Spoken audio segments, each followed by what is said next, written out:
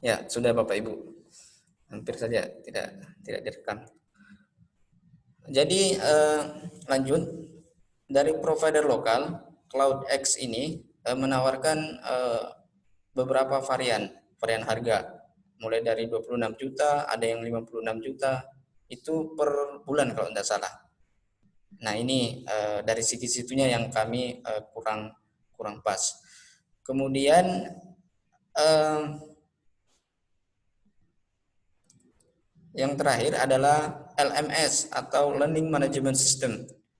Jadi beberapa aplikasi yang mereka katakan sebagai LMS seperti ada Claro Line, Dukus, ada Deco, kemudian ada eTotur, kemudian Kemilo, OLED, dan yang terakhir ada Moodle.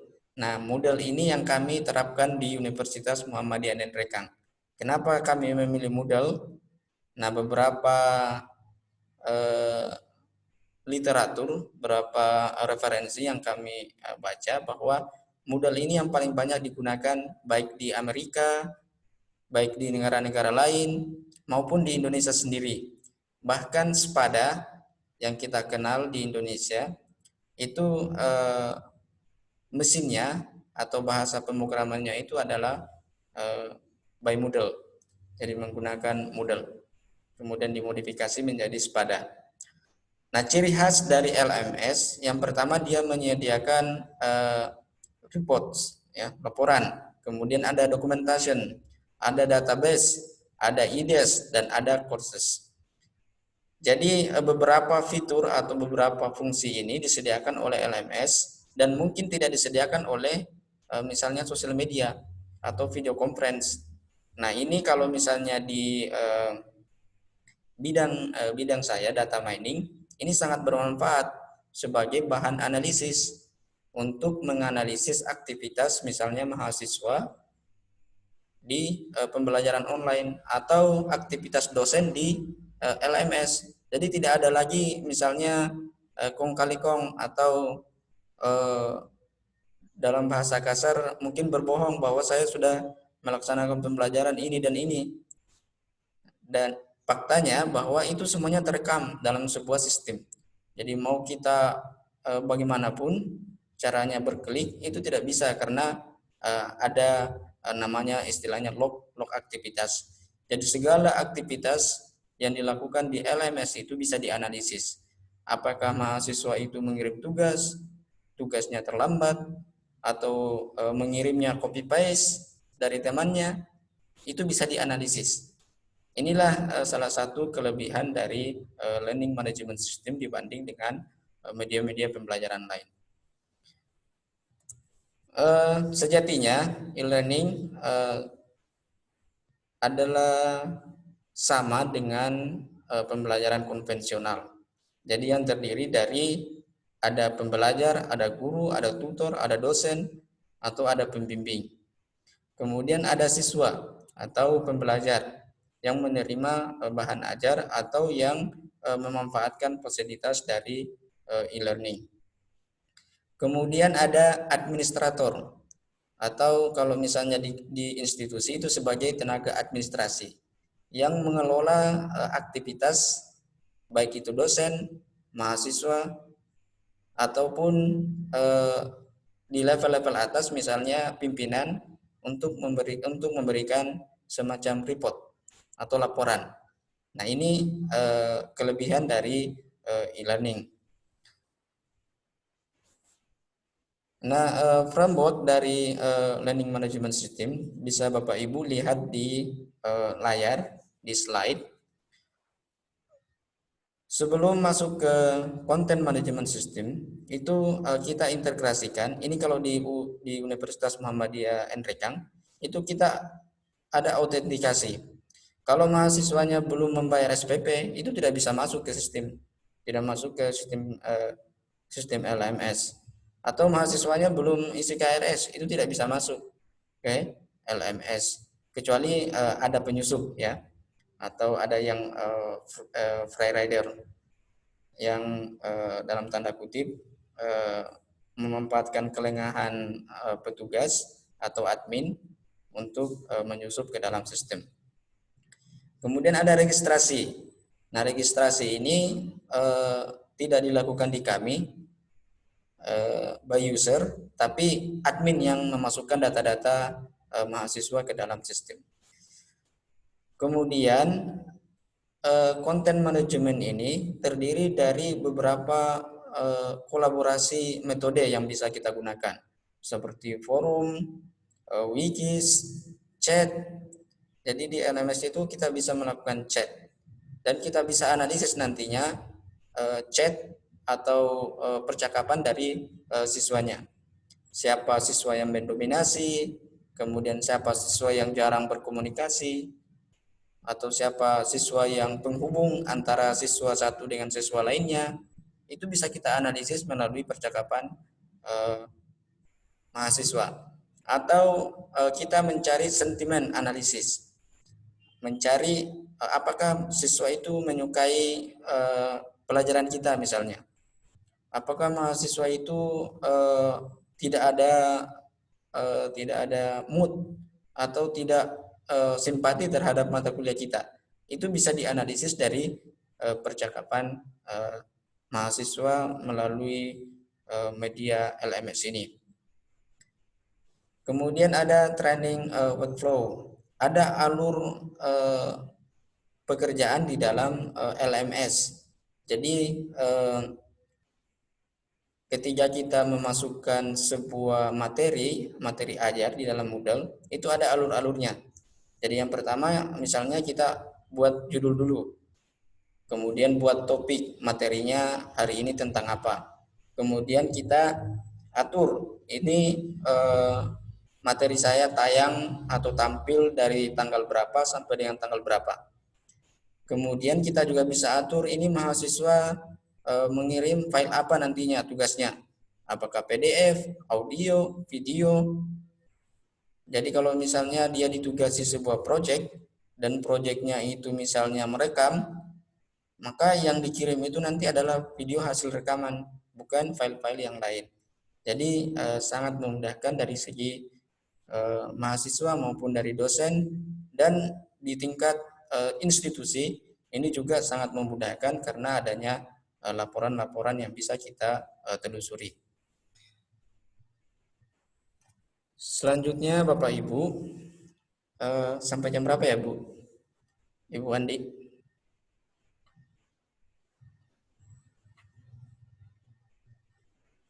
Sepuluh 10.30. Ya. 10.30 Pak. 10.30. Oke Bapak Ibu, masih ada setengah jam. Ya. Jadi level materi kedua. Oh, masih ada materi kedua. Iya. Jadi saya padatkan saja Bu, supaya ke bagian yang materi kedua. Jadi level user pada LMS Moodle, yang pertama ada admin. Admin ini semacam orang yang kita percayakan untuk sebagai administrator. Orang yang paham tentang sistem, bisa mengatur situs e-learning, kemudian bisa mengatur rule dari user itu. Siapa yang dijadikan manajer, siapa yang dijadikan sebagai pembuat mata kuliah atau pembuat jadwal, siapa yang dijadikan hak untuk mengakses guru atau dosen, kemudian hak akses dari siswanya sendiri. Jadi ini beberapa level user pada LMS atau sejatinya adalah Moodle. Ada 1, 2, 3, 4, dan 5. Jadi berjenjang Bapak Ibu. Jadi ketika kita masuk sebagai student, itu tidak bisa kita buka atau mengakses punyanya teacher. Tidak bisa, karena itu levelnya berbeda. Jadi sangat dari segi keamanan sangat aman karena atau sangat privasi, karena di tiap-tiap level itu tidak boleh ada yang saling tumpang tindih pekerjaannya. Nah ini Bapak Ibu, dari beberapa yang saya paparkan tadi, nanti kita diskusikan berdasarkan pengalaman Bapak Ibu, mana kira-kira yang paling efisien. Apakah menggunakan sosial media, atau menggunakan e-learning atau video conference. Nah, nanti kita sharing pengalaman bagaimana pengalaman Bapak Ibu sebagai guru atau sebagai dosen dalam memberikan media pembelajaran di tengah pandemi COVID-19 ini. Di tengah-tengah kita juga ada mahasiswa Bapak Ibu. Mahasiswa yang saya ajar saya wajibkan untuk ikut diskusi ini, sesi ini. Jadi nanti juga silakan adik-adik dari mahasiswa UMN Rekang untuk bertanya bagaimana pengalamannya ketika menghadapi situasi yang dulunya kita belajar secara konvensional tatap muka, kemudian secara drastis menjadi pembelajaran secara online. Saya kira ini nanti adik-adik bisa mengemukakan isi hatinya, bagaimana perasaannya, kemudian itu akan menjadi referensi berharga bagi dosen-dosen, terutama bagi saya pribadi. Saya kira begitu Bapak Ibu materi dari saya. Nanti di sesi terakhir saya simpulkan model mana yang paling baik, model mana yang paling efisien berdasarkan kategori-kategori. Ya, jadi mana kira-kira model yang paling murah tapi paling mudah tapi hasilnya maksimal, begitu Bapak Ibu. Baik, Ibu, saya kembalikan ke moderator. Silakan Ibu. Oke, terima kasih Bapak Agus Riyandi. Ada 3 hal yang dapat saya simak tadi di dalam materi yang disampaikan oleh Bapak Agus Riyandi, di mana beliau mengatakan bahwa ada 3 terminologi dalam pendidikan, yaitu ada peserta didik, ada pendidik, ada sumber belajar, dan ketiga hal ini harus saling berkaitan. Dan tadi juga saya sempat menyimak mengenai media online, ya, media online yang digunakan di dalam proses pembelajaran. Dan sempat juga saya simak mengenai sosial media merupakan ruang media yang saling berinteraksi antara satu dengan yang lain. Itulah ya materi yang sempat saya simak pada judul model pembelajaran online di tengah pandemi COVID-19, dan saya lupa tadi juga ada bahan diskusi ya, bahan diskusi manakah yang efisien pada level mahasiswa. Maksudnya ini apa tadi ini Pak ya? Manakah yang efisien, model manakah yang efisien ya Pak ya? Ya Bu. Yang digunakan dalam proses pembelajaran daring ini. Begitu ya. Barangkali maksudnya. Iya Bu. Iya. Oke. Selanjutnya materi kedua disampaikan oleh pemateri kita, Ibu Ratna Ulandari MPD. Kepada Ibu dipersilakan. Ibu Ratna. Halo. Halo. Ibu Ratna, halo. Halo. Ada unmute jika Pak. Unmute tadi. Oke. Silakan Ibu. Ya. Halo, Assalamualaikum. Waalaikumsalam warahmatullahi wabarakatuh. Oh, suara saya jelas kedengaran? Jelas Bu, jelas. Jelas Bu. Silakan Bu. Oke Pak, Ibu. Terima kasih. Assalamualaikum warahmatullahi wabarakatuh. Waalaikumsalam warahmatullahi wabarakatuh. Saya mohon maaf sebelumnya karena kondisi saya kurang fit hari ini dan cuaca juga tidak mendukung. Sekarang di daerah saya lagi turun hujan, jadi kemungkinan besar kalau jaringannya, koneksinya tidak terlalu bagus begitu. Oh iya Bu, bisa ya, dipahami. Baik.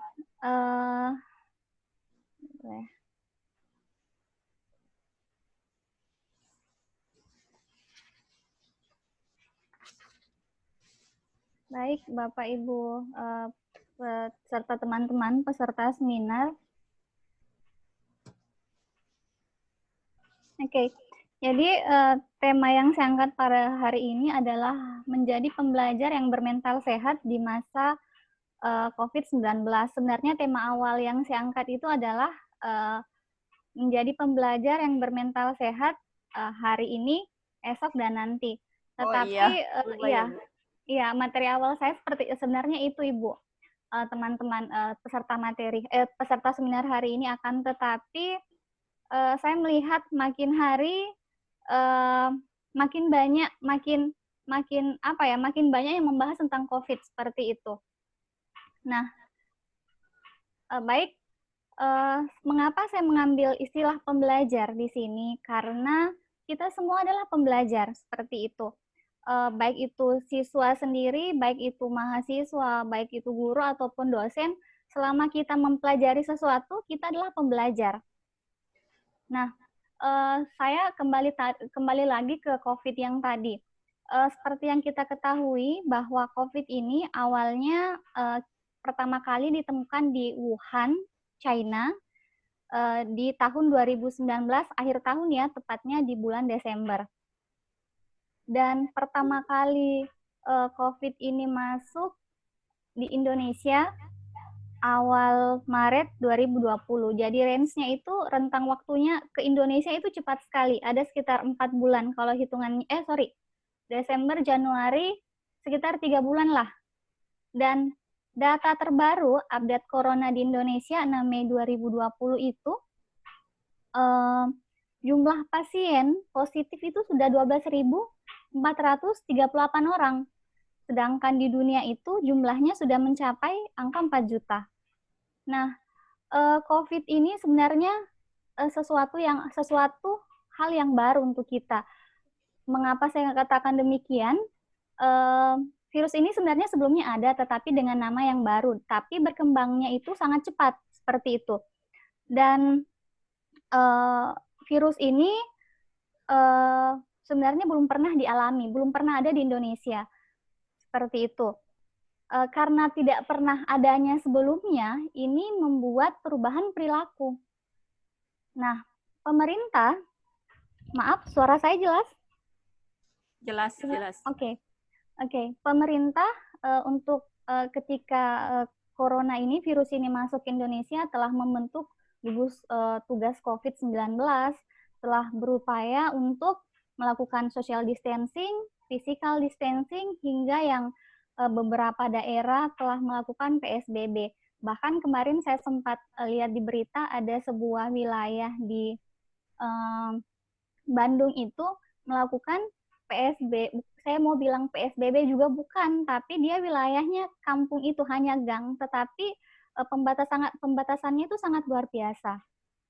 Nah, karena pemberlakuan social distancing, physical distancing, PSBB, serta menimbulkan sebuah perubahan perilaku yang dampaknya kita harus kerja dari rumah, belajar dari rumah, bahkan belanja pun dari rumah, walaupun sebenarnya sebelumnya mungkin ibu-ibu yang suka belanja biasa shopping from home seperti itu.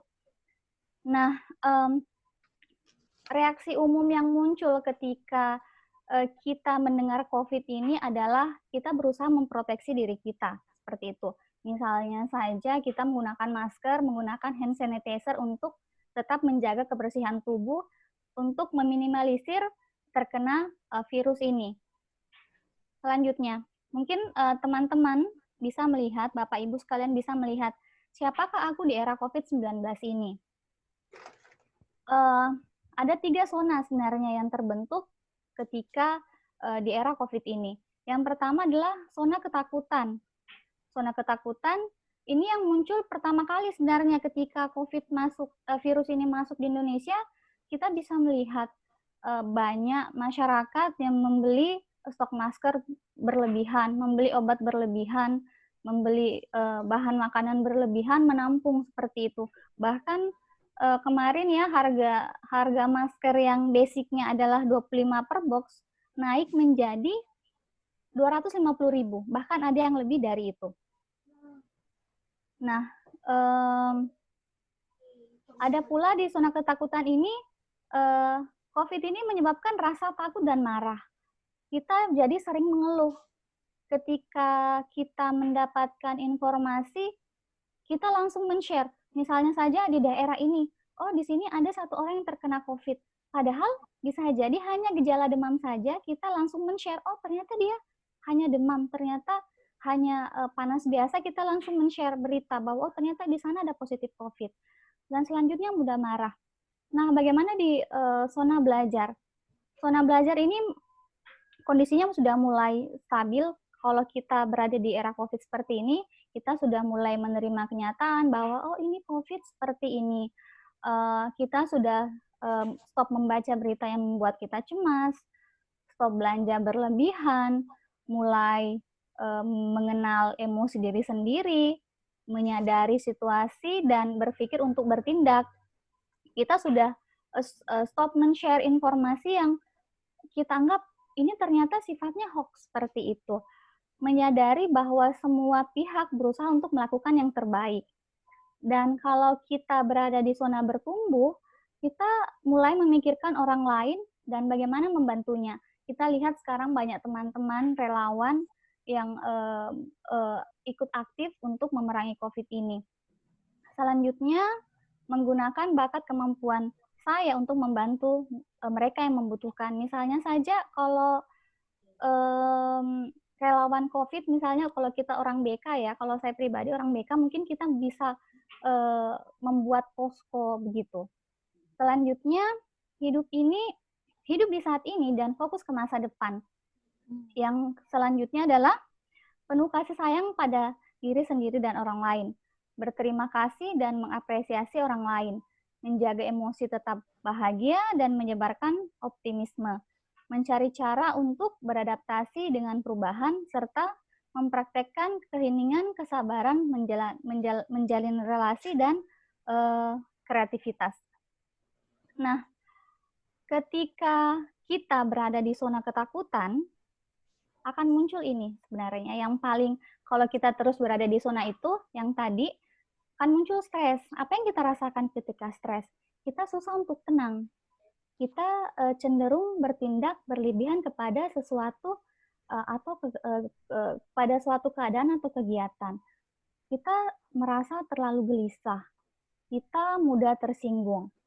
Selain stres, bisa juga muncul ini, kecemasan. Kecemasannya bentuknya seperti apa?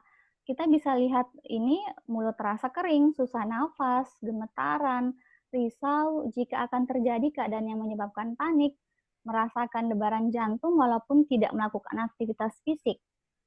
Dan yang biasa yang ini ya, kalau tingkatannya sudah lebih parah lagi, kita mengalami depresi, tidak bersemangat untuk memulai sesuatu kegiatan, merasa putus asa, murung dan sedih, tidak bersemangat, merasa tidak berharga, merasa hidup tidak berarti. Selanjutnya OCD. OCD ini biasa kalau apa ya? Kalau kita lebih ekstra super gitu terhadap kebersihan gitu.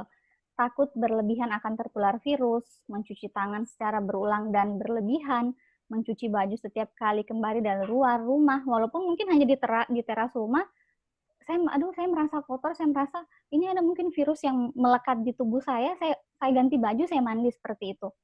Serta memakai hand sanitizer berlebihan. Nah, dari beberapa kondisi di atas, sebenarnya ada beberapa tips. Ini hanya sekedar tips ya, kalau situasinya seperti ini. Untuk mencegah hal-hal tersebut, kita selaku pembelajar setidaknya yang pertama, membuat rutinitas belajar atau bekerja online. Mengapa saya memasukkan ini? Karena saya kemarin sempat sharing dengan teman-teman dosen saya, ada beberapa mahasiswa yang mengeluhkan seperti ini. Katanya ya, dosen itu kalau mengajar online, mereka semaunya seperti itu. Mereka ada beberapa dosen yang mengajar itu semaunya, tidak melihat waktunya. Bisa jadi kalau misalnya jadwalnya secara ketika tidak masa pandemik itu, ngajarnya mungkin jam 8 pagi, jam 9 pagi, atau di siang hari lah. Tetapi ketika kuliah daring, belajar online itu, mereka membuat jadwal baru. Misalnya saja belajar jam 8 malam gitu. Harusnya mungkin mahasiswa sudah beristirahat atau siswa pun sudah beristirahat seperti itu. Dan selanjutnya itu guru ya, guru dosen harusnya kreatif ketika mengajar. Jangan hanya sekedar materi gitu. Mahasiswa itu bosan, pembelajar juga bosan, siswa juga bosan. Saya kemarin sempat sharing dengan teman saya basicnya itu ibu rumah tangga. Dia berkata seperti ini, saya bingung, saya tidak tahu bagaimana cara mengajar anak saya gitu. Saya basicnya oke lah, saya punya pendidikan, tetapi ketika dihadapkan pada pembelajaran ini saya tidak paham gitu. Nah, selanjutnya, yang kedua, diskusi tentang COVID-19 bersama dengan siswa, teman, atau keluarga. Ini sifatnya sih fleksibel. Maksud saya di sini adalah kalau kita sharing tentang COVID itu sifatnya baiknya positif dan up to date gitu. Jangan hal-hal di jumlah gini. Di sana ada ini gini. Gitu. Yang ketiga, beristirahat atau melakukan hobi.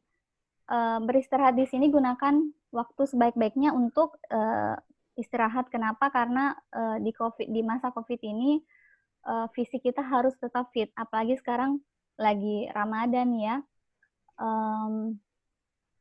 Jangan sampai karena lagi kuliah daring, semua sistem online, kita semua kuliah online kita mau ikuti gitu. Capek kan badan seperti itu. Atau melakukan hobi. Misalnya lakukan hobi apa yang Anda suka. Memasak, membaca buku, nonton TV, dengar musik. Silakan lakukan apa yang memang Anda suka seperti itu. Yang keempat, dapatkan informasi terpercaya mengenai COVID. Banyaknya berita hoax yang beredar kemarin waktu saya lupa kuliah pematerinya siapa, ada beberapa slide yang beliau tampilkan terkait beberapa informasi hoax terkait dengan COVID. Jadi disarankan untuk mendapatkan informasi yang update, yang terpercaya, yang valid terkait COVID. Nah, ini yang kelima, paling penting, konsultasikan kesehatan mental Anda.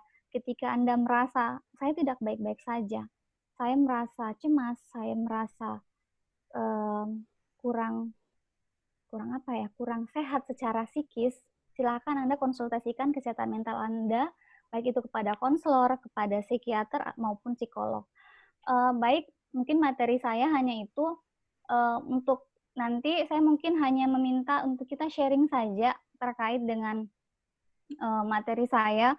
Kalau mau tanya jawab bisa, tetapi kalau saya sih sebenarnya saya ingin sharing, saya ingin mendengar kiat Bapak, Ibu, teman-teman peserta seminar hari ini, bagaimana sih cara Bapak, cara Ibu, cara teman-teman untuk tetap sehat mental ketika COVID ini.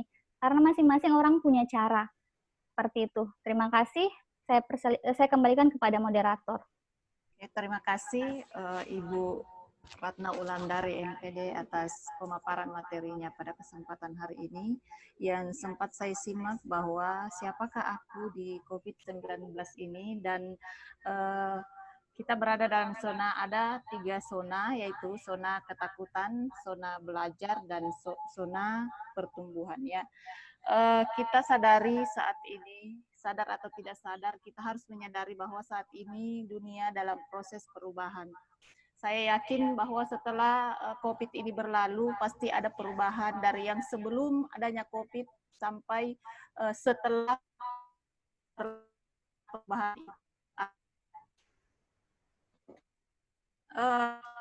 Kedua, menyampaikan materinya, mungkin langsung saja saya persilahkan kepada Bapak Ibu audiens untuk sharing apa yang menjadi permasalahan kepada kedua narasumber kita, dan sampaikan ketika ingin bertanya ditujukan kepada siapa ya. Bapak Ibu, disilakan. Kepada Pak Cecep, sudah angkat tangan duluan. Luar biasa Pak Cecep, sudah sampai pada hari ke-7. Ya, semangat Pak Cecep, sehat selalu. Bapak Agus Riyandi, tolong dilepaskan unmute-nya Pak Cecep. Terima kasih. Ibu moderator. Assalamualaikum warahmatullahi wabarakatuh.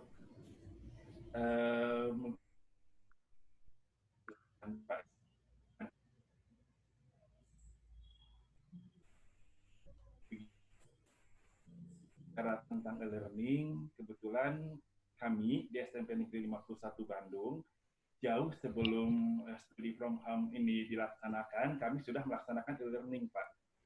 Nah, kenapa saya katakan demikian? Karena kami di sekolah, ketika anak belajar, ketika anak ulangan harian atau ulangan akhir semester, kami sudah menggunakan EduBox, Pak.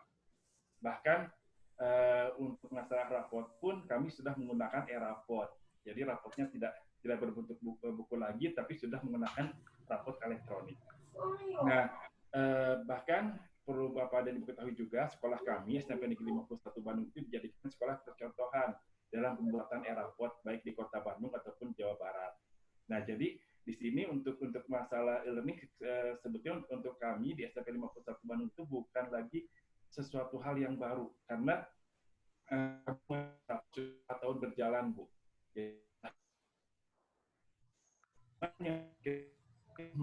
Di jaringannya, ketika jaringannya bagus, mungkin kami juga bisa melaksanakan EduBox atau misalkan mengerjakan e-rapot dengan baik. Tapi ketika jaringannya tersendat, itu juga jadi tertunda juga gitu, Bu. Nah, bahkan untuk beberapa anak pun kami sudah memfasilitasi gadget.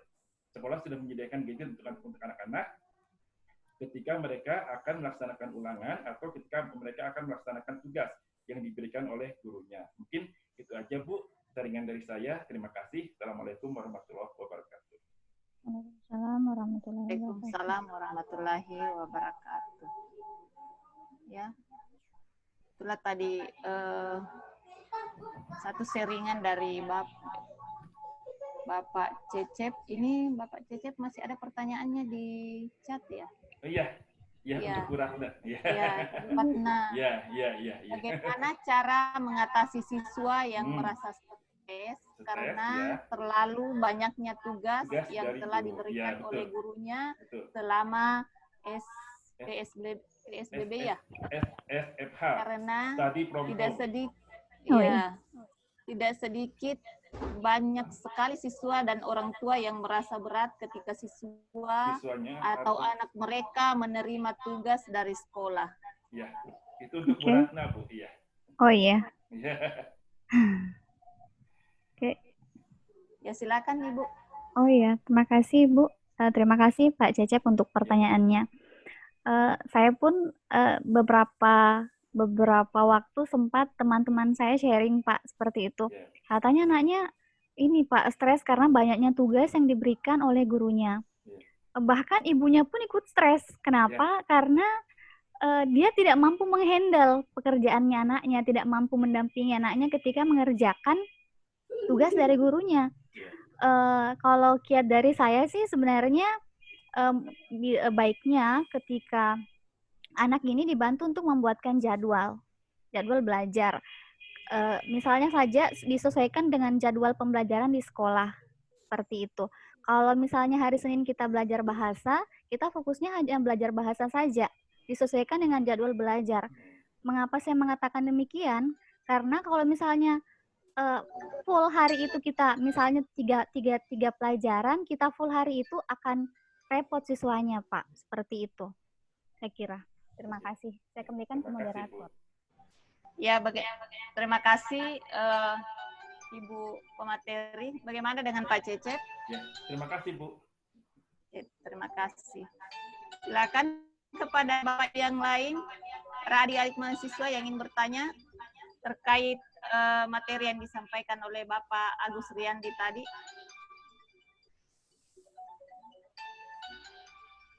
Maaf Ibu moderator. Ya. Saya mau ajak sharing teman saya di sini, ada dosen dari Stein Majene, Ibu Sulfiana Sunusi.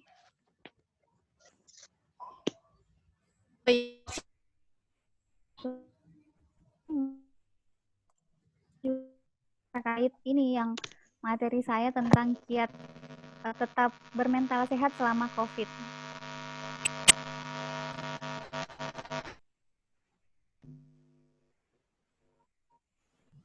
ini.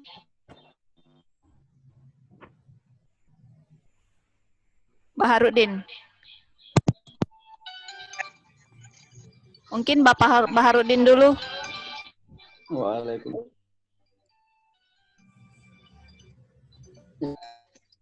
Halo, assalamualaikum. Waalaikumsalam warahmatullahi wabarakatuh.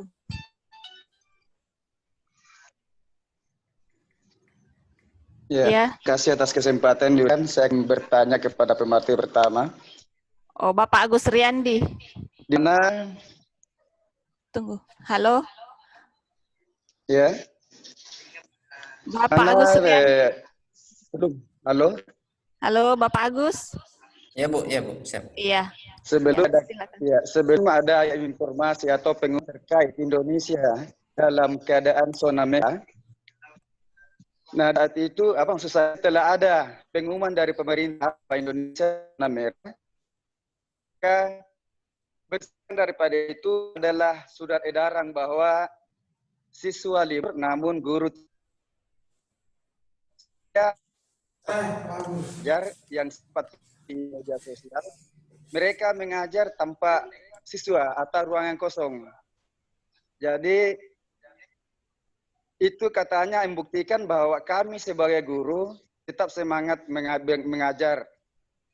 Nah, dalam proses pembelajaran itu guru tersebut sambil memukul-mukul bangku menuju ruang kosong tidak ada siswanya sambil bertanya, lalu menjawab sendiri sambil memberikan aplaus bahwa itu jawaban benar.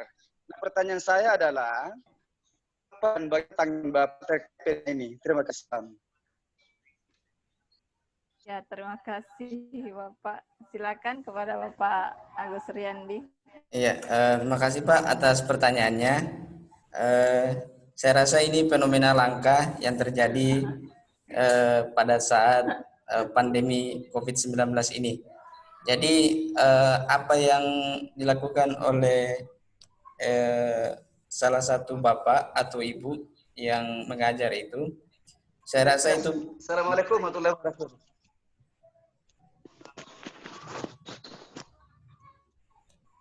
Apa di share Pak? Halo. Ya Pak. Pak Hardin. Kenapa Pak? Halo. Halo. Jaringannya mungkin kurang bagus di sana. Ya Bu, saya tanggapi saja Bu Di. Iya, lanjutkan saja. Jadi apa yang dilakukan oleh salah satu bapak atau ibu yang melakukan hal seperti itu adalah suatu fenomena langka menurut saya yang terjadi di pandemi COVID-19 ini. Jadi kalau dikategorikan pembelajaran ya mungkin bukan pembelajaran kalau menurut saya, karena tidak ada siswanya, cuma bangku dan seterusnya. Mungkin itu kategori ekspresi.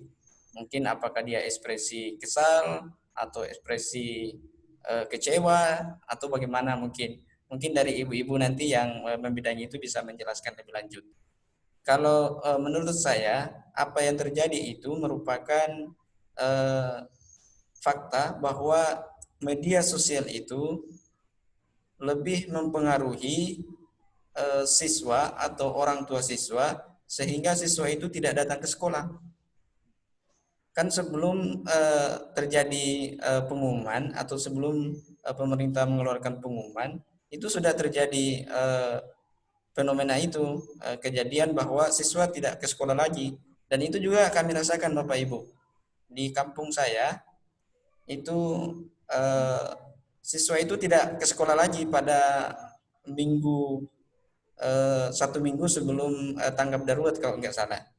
Nah, ini membuktikan bahwa sosial media itu sangat berperan aktif dalam mempengaruhi tingkah laku baik itu guru, baik itu orang tua dan siswa itu sendiri. Saya rasa begitu Bapak Ibu tanggapan saya. Oke, terima kasih Bapak Agus Riyandi. Mungkin Ibu Ratna Wulandari bisa berikan sedikit tambahan. Ya, terima kasih Ibu. Terkait dari masalah yang dikemukakan tadi dari Pak Baharudin itu kalau saya bisa mengatakan itu sebuah fenomena unik, sama dengan Pak Gus Riyandi tadi. Saya baru pertama kali mendengar bahwa gurunya datang, siswanya tidak ada. Seperti itu. Dan apa yang dilakukan oleh gurunya tadi sama dengan Pak Gus Riyandi, bahwa itu adalah sebuah ekspresi dari gurunya. Ekspresi sebenarnya dia bingung, ini saya harus mau ngapain. Seperti itu. Walaupun sebenarnya mungkin ada edaran, mungkin gurunya tidak update terkait dengan edaran tersebut, seperti itu. Dan tadi dikatakan Pak Sriandi pun bahwa media merupakan sebuah tempat atau wadah untuk memberikan informasi terupdate, seperti itu. Jadi kalau saya sebuah yang wajar, saya kira seperti itu. Iya, terima kasih. Terima kasih Ibu Ratna. Selanjutnya masih ada yang ingin bertanya? Siapa tadi? Maaf Ibu, yang mau sharing dengan Ibu tadi atas nama siapa? Ibu Sulfiana Sunusi, tapi ya, kayaknya dia Sanusi. On Bu, sudah on Bu. Sudah on. Oh, sudah on. Ya. Silakan. Oke, baik. Assalamualaikum warahmatullahi wabarakatuh. Waalaikumsalam warahmatullahi Mohon wabarakatuh. maaf, ini agak berisik karena tetangga sedang kerja di depan dan saya tidak pakai speaker. Ya. Saya dari Stein Majene. Fenomena yang saya lihat di teman-teman mahasiswa adalah mereka pada awal perkuliahan itu bersemangat sekali, tetapi di akhir-akhir perkuliahan menjelang UAS ini mereka mulai berkeluaran dari zona kuliah daring satu persatu, dan akhirnya saya mencari cara bagaimana agar terjadi interaksi emosional yang lebih baik antara dosen dan mahasiswa ataupun antar mahasiswa itu sendiri dengan cara membuat diri seperti ini. Ini adalah absen, tapi sudah dibubuhi dengan foto masing-masing mahasiswa karena kita sudah dianjurkan untuk tidak berkuliah pada bulan Maret. Artinya saya sebagai dosen yang baru bertatap muka dengan mahasiswa tidak mengenali mereka satu persatu. Maka dengan itu saya berusaha untuk setiap kali berinteraksi dengan mahasiswa, saya mencari foto diri dan mencoba mengenali mahasiswa yang mana lagi yang berkomentar, dan mereka biasanya beriring dengan latar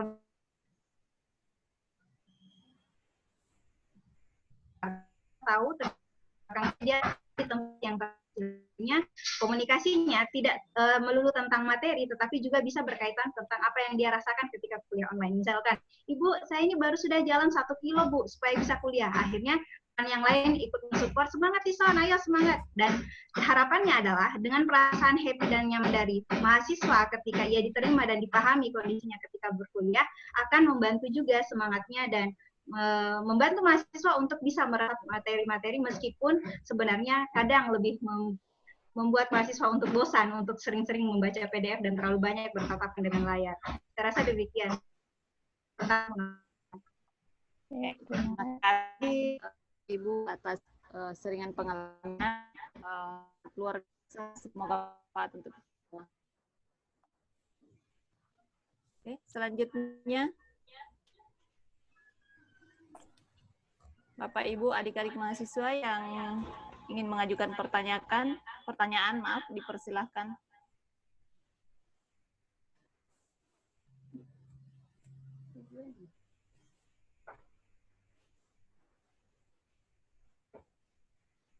Boleh juga via chat ya.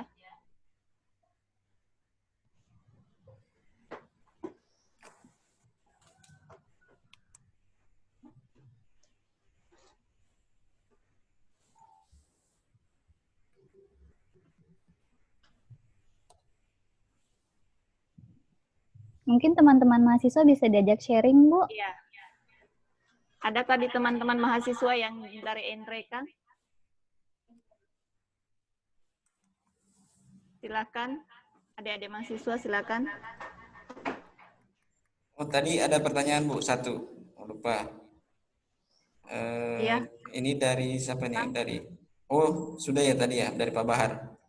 Ya, dari Pak Bahar, Pak Cecep juga sudah. Ya. Sama saya belum ada masuk lagi, Pak. mungkin saya tanggapi Ya, aktivitasnya silakan. Ibu Sulfiana. Iya, silakan. Saya rasa itu pengalaman ini ya Bu ya, pengalaman berharga dan sesuatu yang mungkin bisa diterapkan di perguruan tinggi lain. Kalau di Stein Majene itu sudah hampir UAS, kalau di kami itu baru mau UTS Bu. Jadi mungkin itu bisa menjadi bahan bagi kami bagaimana trik supaya mahasiswa nanti itu bisa betah di online.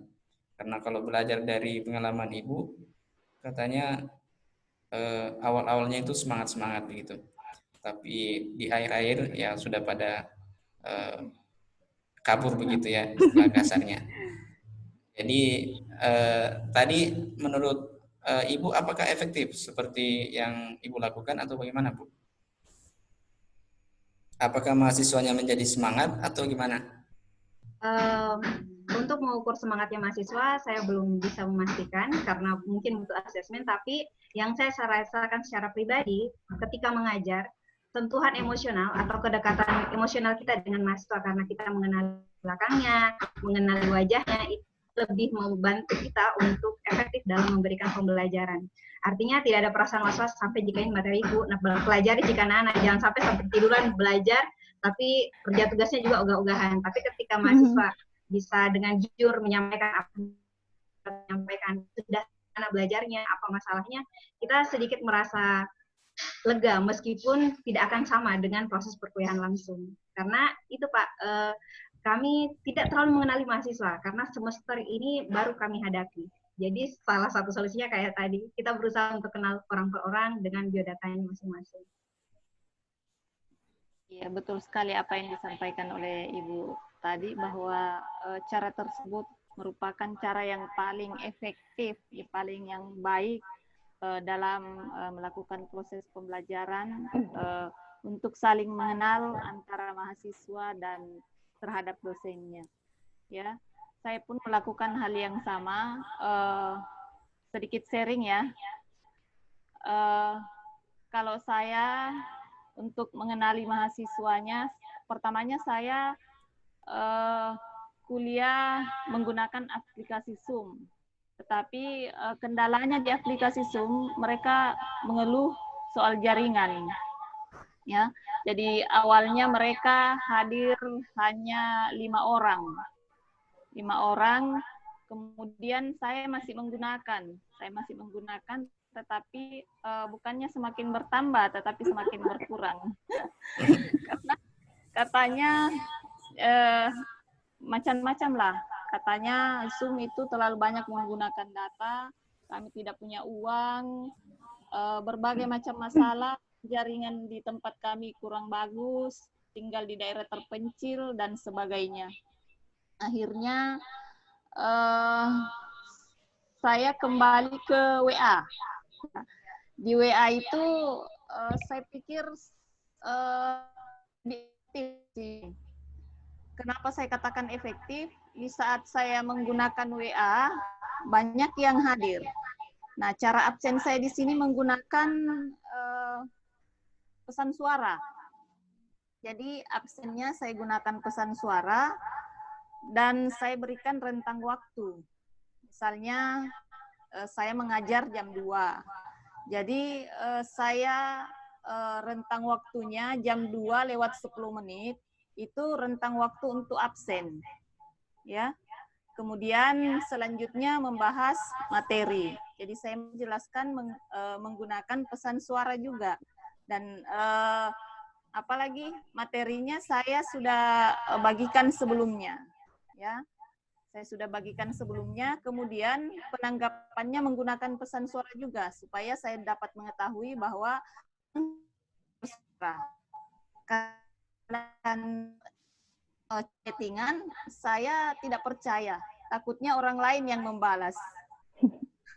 Jadi itulah yang saya lakukan, dan alhamdulillah ini lebih efektif karena meskipun perkuliahan sudah berakhir, saya masih memberikan kesempatan untuk berkomentar, menanggapi apa yang saya sudah sampaikan.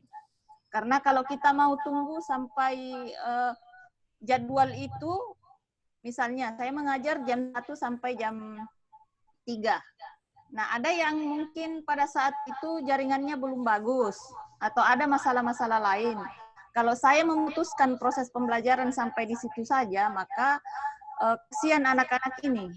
Jadi saya berikan rentang waktu misalnya 1 hari atau 2 hari untuk memasukkan tugas. Yang penting ada kontribusi anak ini untuk saya nilai. Itulah yang saya lakukan di proses pembelajaran daring ini. Mungkin yang lain Bapak Ibu sudah bisa masuk, memberikan tanggapan atau semacam pengalaman.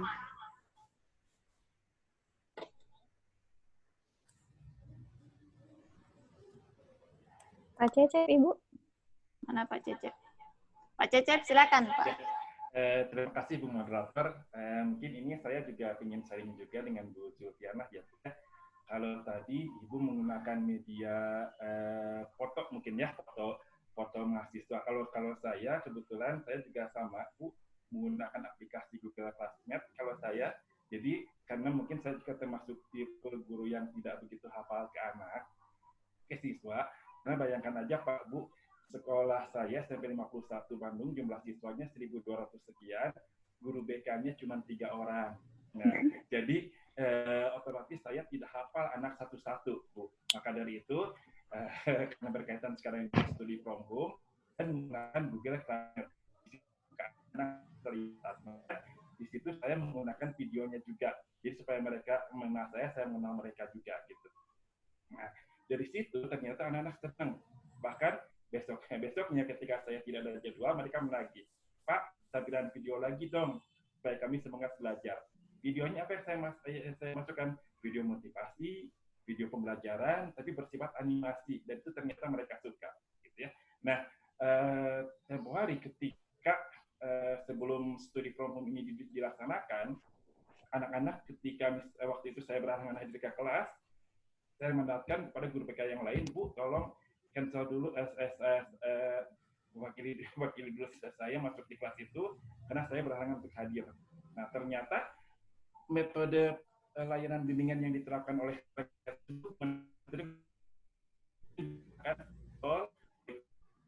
dan sebagainya. Nah ternyata Bu, setelah 1 jam pembelajaran itu berlangsung, mereka komplain ke saya lewat grup chat di WA. Bapak, minggu depan sama Bapak lagi ya. Kenapa emang sama si Ibu itu full dead, Pak? Nggak jamani, katanya. Emang kenapa? Hari gini masih menggunakan spidol, hari gini masih menggunakan whiteboard. Kami tidak mau dengan cara seperti itu. Karena kenapa? Biasanya, Bu, Pak, saya setiap kali mengajar saya menggunakan proyektor, laptop, dan sebagainya. Anak-anak sekarang pinginnya kan mereka melihat dan menonton kalau di kelas, tidak mau gurunya menerangkan. Nah, ketika saya memandatkan pada rekan saya untuk masuk ke kelas saya, karena waktu itu saya berhalangan untuk hadir untuk rapat dengan kelas sekolah, ternyata komplain anak-anak langsung hari itu juga lewat grup kelas. Nggak mau sama si ibu itu, masih metode zaman yang dulu, masih menggunakan spidol, masih menggunakan jadi ini kayaknya agak aneh juga dengan anak-anak dengan zaman kita kolonial. Anak-anak milenial itu cenderung mereka tidak hanya butuh materi, tapi langsung mereka harus perlu contoh nyata tampilannya seperti apa, gambarannya seperti apa. Jadi mungkin kalau tadi Bu Zulfi menggunakan media kertas foto, kalau saya bukan Bu, video dan Google Classroom yang sekarang saya gunakan. Mungkin itu. Terima kasih. Assalamualaikum warahmatullahi wabarakatuh. Waalaikumsalam warahmatullahi wabarakatuh. Terima kasih Pak Cecep atas apa lagi namanya sharingannya. Mudah-mudahan bermanfaat. Saya teringat cerita soal foto tadi, mengenali mahasiswa. Saya lupa, saya teringat beberapa tahun yang lalu pernah melakukan sistem ini juga, tetapi terhadap siswa. Kebetulan saya mengajar di salah satu sekolah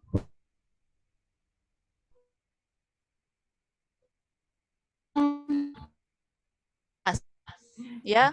Dan saya pegang itu nanti di kelas 3. Jadi pastinya saya tidak mengenal. Bahkan mereka pun tidak mengenal saya. Hanya mengenal aja ya. Saya sembunyi di kelas 3 saja.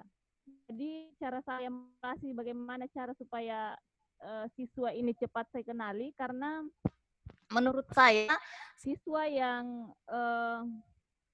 dikenali oleh gurunya ketika dipanggil dengan namanya dia merasa bangga, merasa senang.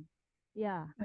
Jadi begitulah cara saya mengenali, karena kalau harus mengenali 10 kelas dari dalam kelas itu sekitar 30 orang, wah, kewalahan saya. Jadi cara saya gunakan yaitu dengan foto juga. Saya suruh bikin tempel foto di buku album, kemudian ditulis nama, alamat, profilnya ditulis. Nah, di situ saya ketika saya istirahat di dalam ruang guru, saya cek-cek tinggal di mana, alamatnya di mana, kemudian saya suruh orang tuanya dengan HP-nya, pokoknya lengkap di situ. Sehingga bermodalkan itu tidak berapa lama saya sudah bisa mengenali beberapa siswa, dan ketika saya panggil mereka merasa senang dan merasa bahwa wah, saya dikenal. Ada kebanggaan tersendiri lah ketika seorang guru mengenali siswanya. Selanjutnya mahasiswa dari ETREKA, mungkin ada yang mau ikut berpartisipasi, dipersilahkan. Jika tidak ada, mungkin Bapak Agus Rian bisa menjelaskan bagaimana sih atau apa sih sebenarnya kelebihan atau kekurangan dari proses pembelajaran daring yang kita lakukan saat ini. Halo? Bapak Agus Riyandi. Halo? Ya, Bu. Silakan, Bapak. Ya, slide saya sudah tampil, Bu. Iya. Oke, sudah. Oke. Makasih Ibu dan Bapak Ibu sekalian peserta webinar kali ini, adik-adik mahasiswa. Jadi dari penerapan pembelajaran online yang kami dapatkan ini lagi-lagi discovery knowledge Bapak Ibu. Jadi bukan kami mengarang, tapi ini berdasarkan keluhan dari mahasiswa. Nah, tantangan yang dihadapi pada level mahasiswa ini, mahasiswa banyak yang tiba-tiba gagap teknologi. Padahal buka Facebook, Instagram, WA itu bisa. Nah, ini protesnya terjadi di awal-awal penerapan kuliah online. Jadi faktanya seperti itu Bapak Ibu. Jadi link yang kami kirimkan, link LMS itu sudah jelas-jelas. Tampilannya cuma loginnya menggunakan username dan password, tetapi kadang mahasiswa itu tidak bisa, atau kalau masalah teknis misalnya passwordnya salah dan sebagainya, itu kami langsung tindak lanjuti. Tapi ini yang kami temukan bahwa sebagian mahasiswa itu tiba-tiba gagap teknologi, entah apa alasannya. Kemudian mahasiswa banyak yang menganggap dirinya tidak ada akses internet, padahal status WA-nya itu jalan terus. Nah, ini berdasarkan juga laporan dari teman-teman dosen, ya, bahwa ini aktivitasnya di LMS tidak ada, tapi pada saat kita buka WA-nya itu statusnya jalan terus. Nah, ini gimana ini? Nah, itu salah satu masalah yang terjadi pada level mahasiswa. Kemudian mahasiswa banyak yang tiba-tiba tidak mampu membeli kuota internet, ya. Bahkan situasi terburuknya itu kami dapat petisi Bapak Ibu, petisi bahwa kampus tidak menyediakan kalau di kampus lain namanya subsidi. Nah, padahal itu sebenarnya sudah dibicarakan di tingkat level pimpinan, tapi belum serta-merta diterapkan karena kondisi sekarang ini yang memang memaksa kita pada level institusi itu memutar otak sedemikian sehingga roda pembelajaran ini tetap berjalan. Nah, fakta yang ada di Jakarta misalnya berdasarkan berita yang kita dapatkan itu sampai 80% perguruan tinggi swasta tidak mampu lagi membayar biaya dosennya. Nah, ini juga menjadi keprihatinan bersama kita. Mudah-mudahan itu tidak merembes ke perguruan kita, Bapak Ibu. Kemudian mahasiswa banyak yang melockdown dirinya sendiri. Ketika dikasih tugas, ini kerjakan ini misalnya, ada di LMS materinya. Kemudian adik-adik kirim pelajari, kirim sampai dengan limit waktunya. Alasannya juga banyak jenisnya. Salah satunya adalah kampung saya Bapak Ibu, kampung saya itu tidak bisa keluar, aksesnya ditutup dan sebagainya. Nah, ini menurut saya itu saya istilahkan sebagai melockdown diri sendiri. Padahal faktanya mungkin itu hanya pada saat waktu-waktu tertentu, tidak semuanya. Pada level dosen, nah ini juga yang menjadi catatan bagi kami bahwa tantangan yang kita hadapi saat ini tidak hanya terjadi pada level mahasiswa, pada level dosen pun terjadi. Ya, banyak teman-teman dosen yang sok mempersiapkan bahan ajar secara online. Itu kalau satu mata kuliah. Tapi kalau seperti saya mengajar 4 mata kuliah dan itu harus dibuatkan PPT, PowerPoint, kemudian harus dibuatkan tugas, dibuatkan video. Kira-kira berapa banyak waktu yang kita luangkan untuk itu. Kemudian banyak juga dosen yang mengeluh kuota internet. Misalnya kita pakai Zoom. Zoom itu banyak memakan kuota karena ada videonya. Coba kalau misalnya WA saja kan mungkin tidak ada videonya. Itu kuota internet tidak terlalu banyak terbuang. Kemudian banyak dosen yang susah move on ke LMS yang difasilitasi oleh kampus. Ini yang kami juga rasakan Bapak Ibu. Karena mungkin terbiasa dengan aplikasi-aplikasi lain, misalnya Google Classroom, kemudian WA, Mondo dan seterusnya. Jadi mereka enggan untuk berpindah ke LMS, padahal sudah difasilitasi oleh kampus. Nah, ada seperti itu kita temukan. Kemudian tantangan pada level institusi, jadi ini juga kita memikirkan institusi, karena mau apalagi kalau misalnya institusi kita sudah tidak bisa lagi melakukan aktivitasnya. Nah, tantangan yang dihadapi oleh level institusi, menurut saya, sulitnya menyediakan sumber daya, baik itu sumber daya manusianya, untuk implementasi LMS itu. Karena pengalaman kami, untuk membangun LMS itu membutuhkan orang yang betul-betul bangun dan tidurnya di situ. Ya, kalau pengalaman saya pribadi, karena saya kebetulan dipercayakan untuk ini, istri saya sampai marah-marah, kok di depan laptop terus? Kapan waktunya bersama dengan keluarga? Nah, ini juga menjadi tantangan tersendiri pada level institusi. Sulitnya memonitor mahasiswa dan dosen. Bayangkan Bapak Ibu, kalau misalnya kondisi sekarang, masing-masing dosen itu membuat sendiri media pembelajarannya, tidak difasilitasi oleh kampus. Bagaimana memonitor mahasiswa dan dosennya? Nah, ini juga menjadi tantangan. Olehnya itu di kami alhamdulillah sudah menyediakan LMS sehingga bisa dimonitor oleh pimpinan, begitu Bapak Ibu. Kemudian tantangan selanjutnya adalah rasionalisasi anggaran. Ini juga menjadi tantangan di level institusi. Karena kondisi sekarang banyak sekali alasannya mahasiswa kalau diminta untuk membayar SPP. Ya belum panen lah, kampungnya tidak bisa tidak bisa keluar dari kampung, kemudian jauh dari perbankan misalnya, dan seterusnya. Itu mempengaruhi dari kinerja dari level institusi, atau dengan kata lain tantangan pada level institusi. Inti dari pemanfaatan teknologi menurut saya Bapak Ibu pribadi, dan ini juga berdasarkan dari pemateri-pemateri sebelumnya, bahwa teknologi itu hanyalah sebagai suplemen untuk mencapai tujuan pendidikan dan tidak dapat menggantikan peran pendidik. Jadi mudah-mudahan corona ini bisa segera berlalu dan kita mengajar seperti biasa.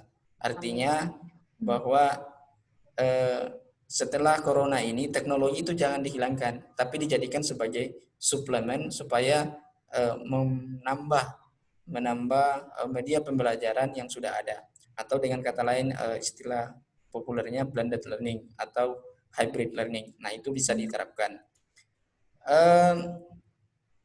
Catatan selanjutnya, kalau mahasiswa dosen mengeluh banyak pekerjaan dan sebagainya, yakinlah bahwa di tim IT itu jauh lebih berat pekerjaannya Bapak Ibu, adik-adik sekalian. Tim IT itu jauh sekali berat sekali pekerjaannya, karena harus menyediakan sistem itu berjalan secara real time, secara online terus menerus, dan bisa memfasilitasi dosen dan mahasiswa untuk terus bekerja sebagaimana mestinya.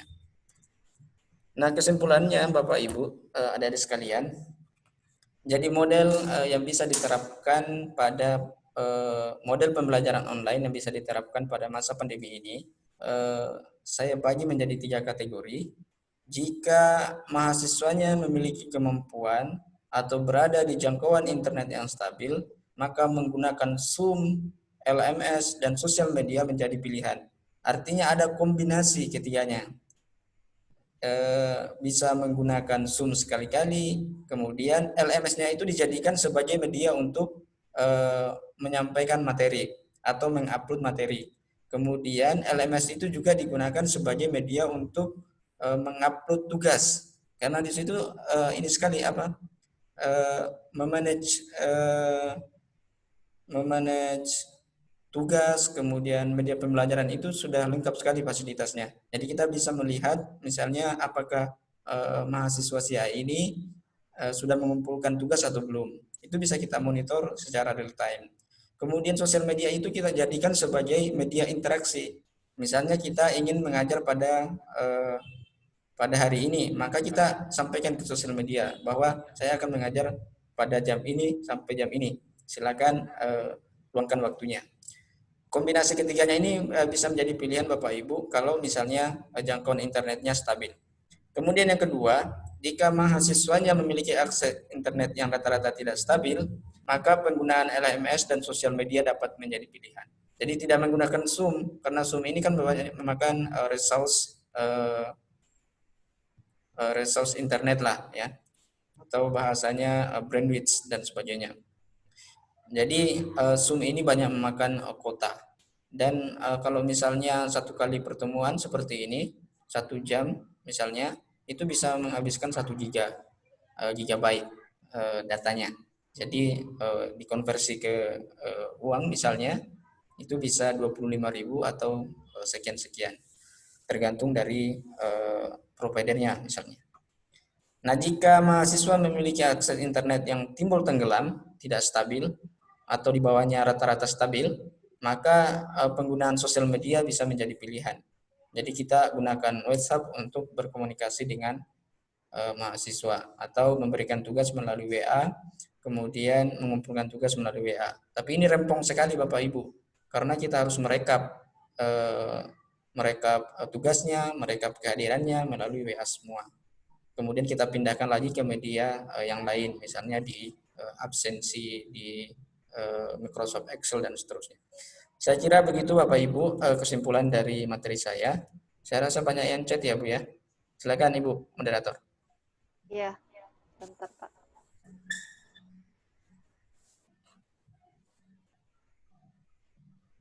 Tidak ada masuk sama saya Pak. Pak Agus. Ya Bu. Tidak ada yang masuk sama saya.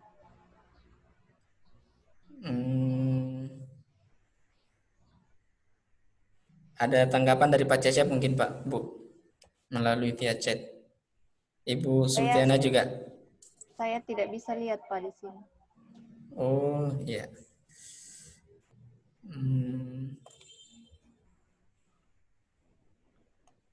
Kalau Pak Cecep, Mungkin bisa langsung saja Pak.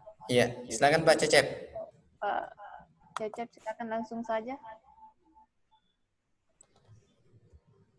Halo Pak Cecep, silakan langsung saja. Di unmute Pak. Oh ya, silakan Pak. Mungkin saya hanya menanggapi untuk Pak Agus ya Pak ya. Sebetulnya kalau dilihat dari kendala yang dihadapi antara dosen, mahasiswa, dan kami guru-guru ini kayaknya sama Pak. Jangankan mahasiswa atau siswa gitu ya, guru pun masih banyak istilahnya yang belum begitu memahami tentang bagaimana cara menggunakan perangkat digital ini Pak. Seperti yang tadi saya contohkan, di sekolah kami masih ada guru-guru punten terutama yang mau memasuki masa purnabakti gitu ya. Biasanya mereka masih mengajar dengan cara yang lama, menggunakan whiteboard, menggunakan film, menulis gitu ya. Sementara yang mereka hadapi adalah generasi milenial yang jauh lebih istilahnya modern daripada mereka gitu ya.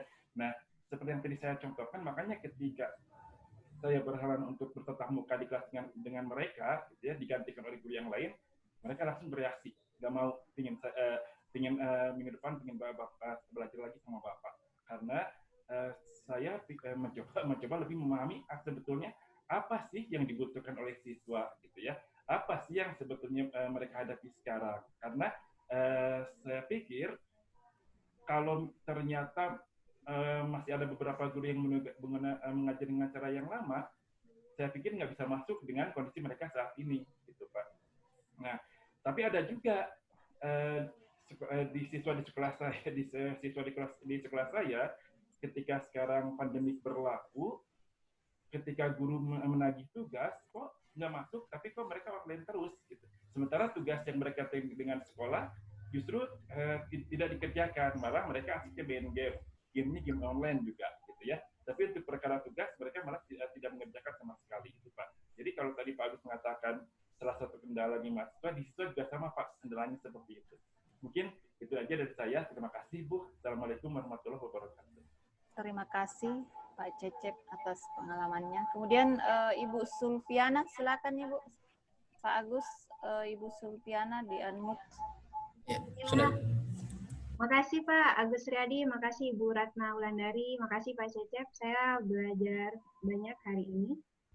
Dan seperti yang dikatakan Ibu moderator bahwa ternyata keresahan sama-sama kita rasakan ketika tidak bisa mengenal siswa secara emosional, maka berbagai trik dilakukan oleh para pengajar, baik itu guru ataupun dosen. Dan Pak Agus Riyadi, yang saya mau tanyakan, apakah LMS ini adalah sesuatu yang jika diterapkan di kampus lain itu harus dibeli atau memang kampus lain juga bisa buat sendiri? Ya Bu, kalau masalah dibeli atau tidak sebenarnya tergantung perguruan tingginya Bu. Karena kalau aplikasinya sendiri itu kan gratis Bu. Kemudian yang berbayar biasanya itu kita sediakan namanya hosting di internet. Nah kalau di kami itu sangat murah menurut kami, karena hanya sewa hosting itu 1 juta lebih dalam 1 tahun. Nah itu sudah sama dengan webnya kampus. Jadi itu salah satu cara yang kami lakukan, karena kalau misalnya kita beli server sendiri, ini kita berbicara teknis ya Bu, beli server sendiri itu ya lumayan sampai seratusan juta dan sebagainya. Jadi siasat kami supaya efisien itu menyewa hosting, Suaranya kemudian Pak Cecep hilang. Ya Bu.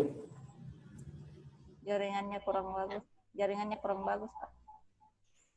Saya Bu kurang bagus. Halo. Ya. Yang lain apa Ibu?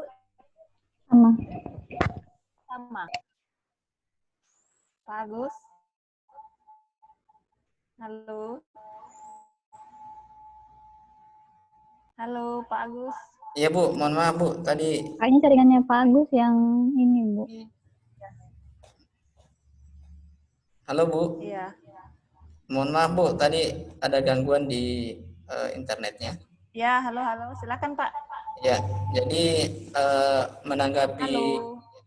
iya Bu, Ya, silakan Pak, silakan.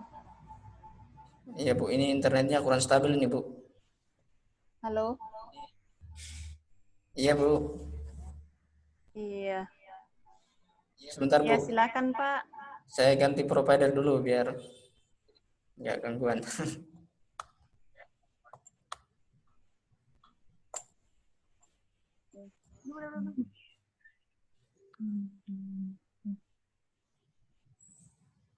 Silakan Pak Agus. Iya Bu, menanggapi Ibu Sulfiana yang tadi pertanyaannya tentang LMS, apakah bisa dibuat sendiri oleh kampus? Jawabannya iya Bu, karena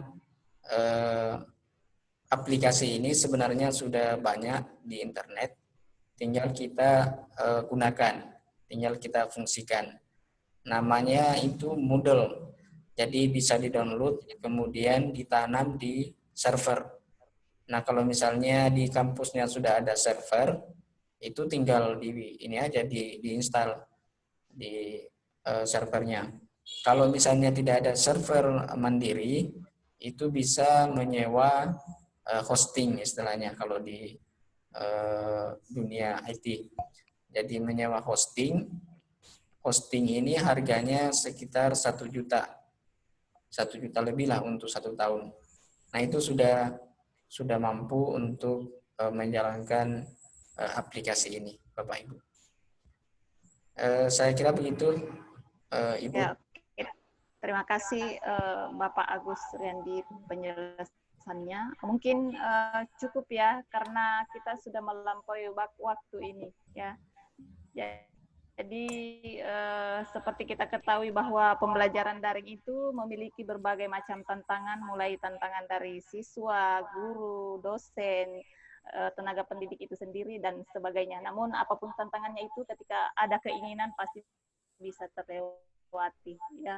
Keinginan untuk berubah, keinginan untuk memperbaiki diri, saya yakin semua itu bisa terlewati. Terima kasih saya sampaikan kepada Bapak Ibu narasumber yang telah berbagi ilmu pada kesempatan ini yang sangat luar biasa ya. Kemudian terima kasih kepada Bapak, Ibu ya, adik-adik mahasiswa telah menyempatkan waktunya.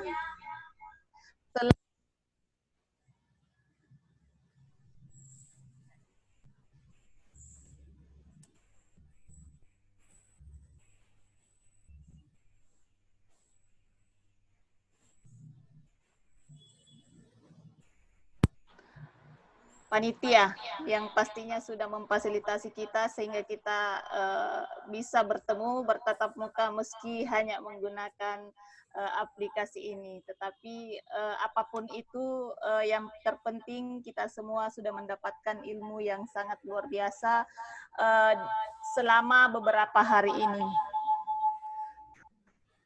Terima kasih Pak. Saya ucapkan Assalamualaikum warahmatullahi wabarakatuh. Waalaikumsalam warahmatullahi wabarakatuh. Dari panitia Bapak Ibu menginformasikan adik-adik sekalian, besok masih ada sesi terakhir atau sesi pamungkas. Jadi sayang sekali kalau dilewatkan. Besok itu menghadirkan Rektor UMS Rapang dan Rektor UMN Rekan. Jadi materinya juga cukup luar biasa Bapak Ibu, adik-adik sekalian. Jadi silakan diikuti sampai hari terakhir besok. Ya, terima kasih Ibu. Terima kasih. Pak, permisi. Ya Bu, silakan. Sesi fotonya. Oh iya. Kita harus pelaporan soalnya. Ya Bu, silakan Bu. Iya. Di ini ya Bu ya. Yang lain yang masih belum muncul videonya, silakan dimunculkan dulu. Saya hitung sampai 3 ya, Bapak Ibu, adik-adik. Peace ya, peace. 1, 2, 3. Oke. Selanjutnya sesi kedua. Slide kedua maksudnya Bapak Ibu. Sebentar saya ini dulu.